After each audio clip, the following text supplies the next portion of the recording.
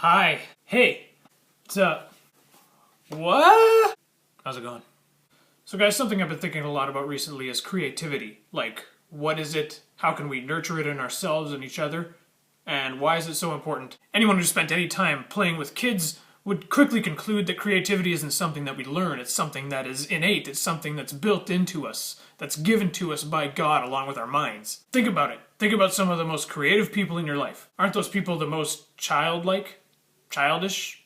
Childly? In fact, this leads me to conclude the opposite, that creativity isn't something that is learned, but it's something that is unlearned. See, the harshness of life, whether it's negative criticism or failure, has a tendency to stifle creativity, causing us to seek that which is familiar and secure, and making us minimize risk in our life. Researchers of neuroscience have theorized that the development of routines is a survival skill that streamlines mundane tasks in order to free up our energy and attention for more important things, like not dying. Now granted, not dying is kind of important. However, most of us watching this video aren't going to be eaten by a bear if we're not vigilant, or starve to death if we don't get our next meal. But still, we find ourselves making routines so that we can free ourselves up for more routine making. And the cycle goes on. The problem is that constant routine following lulls our brain into a kind of dormancy when it comes to formulating new thoughts and ideas. Basically, as I mentioned in my last video, because the old thoughts are so darn easy to think. But don't fear!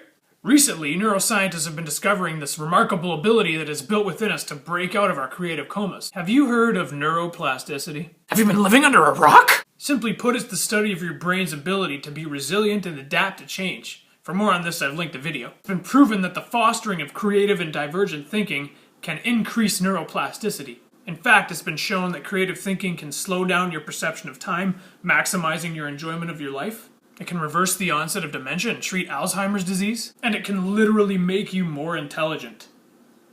In fact, one of the easiest things you can do to boost divergent thinking in your life is to simply upset your routines. It can be as simple as changing the order in which you make a peanut butter and jelly sandwich. Jelly before peanut butter. Boom! Wash your body before you wash your hair. The fuck? Steam the milk and then pour the espresso over it.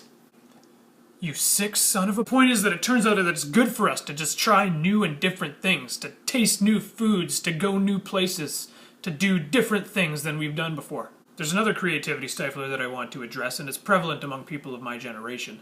It also is the reason why many young people shut the door on many avenues of creative expression. Here it is. We are constantly being compared or comparing ourselves to people who are doing the very same things that we're trying to do, only better than we're doing it. We see the vastness of humanity and all that it has built. We wonder at and worship individuals who have brought us this far and those who are bringing us into the future. And some of us begin to wonder just what sort of a contribution we can make that isn't already being made and better than we could possibly make it. But I hope that I can snap us out of that kind of thinking. For whom are we creating? See, we are created in the image of God, who is himself a creator.